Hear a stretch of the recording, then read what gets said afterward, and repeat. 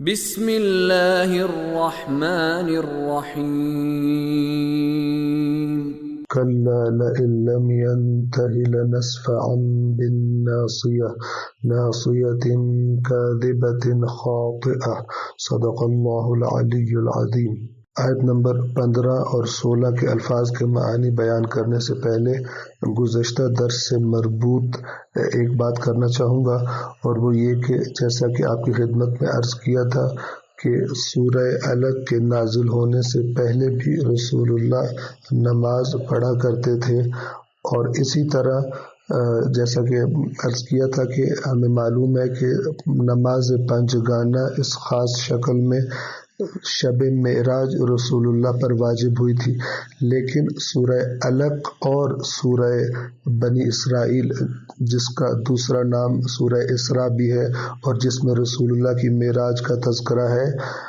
تو ان دونوں صورتوں کے درمیان نازل ہونے والی صورتوں میں مثال کے طور پر سورہ مزمل اور سورہ مدثر میں بھی نماز کا تذکرہ موجود ہے، یعنی نماز واجب ہونے سے پہلے بھی رسول اللہ اور ان کے ساتھی نماز پڑھا کرتے تھے۔ سورہ مزمل میں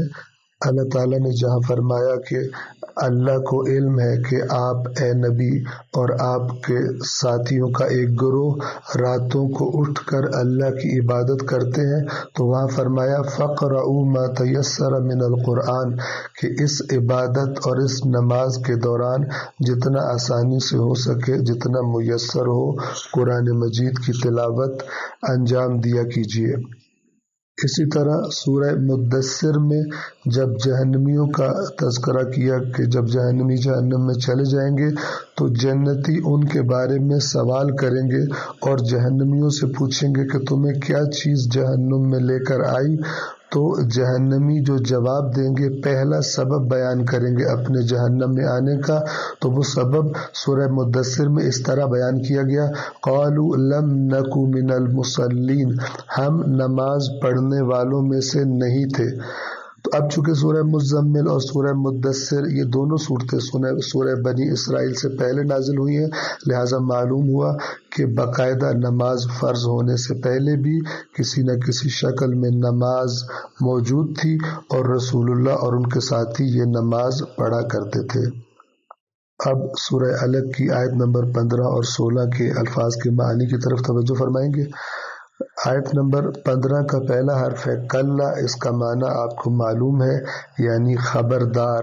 پچھلی بات غلط ہے، اور یہاں کیا مراد ہوگی؟ یہ اس ابو جہل کا ہمارے بندے کو، ہمارے نمائندے کو عبادت سے روکنا، خبردار یہ بہت غلط روش ہے، اور یہ خبردار ہو جائے لئن اگر لم ینتہی یہ شخص باز نہ آیا اپنی اس غلط روش سے، لم ینتہی یعنی نہ رکا، باز نہ آیا، لنسفعا یقیناً ہم شدت سے پکڑیں گے، بالناصیہ پیشانی سے، یعنی اگر یہ شخص اپنی روش سے باز نہ آیا تو ہم اسے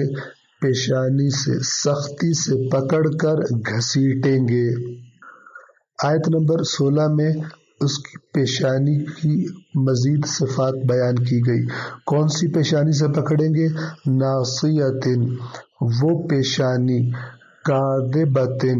جو جھوٹی ہے، جھوٹ بولنے والی پیشانی، خاطئۃ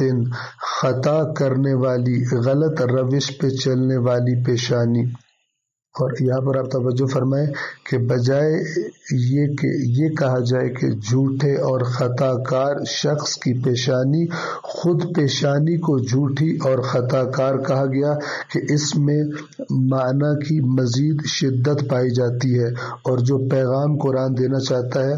اس کو بیان کرنے میں مزید شدت پائی جاتی ہے، بجائے اس شخص کو کہ جس کی پیشانی ہے خطا کار کہنے کے، خود پیشانی کو خطا کار اور جھوٹی کہا گیا، اور کہا گیا کہ ہم اس جھوٹی اور خطا کار پیشانی کو پکڑ کر گھسیٹیں گے۔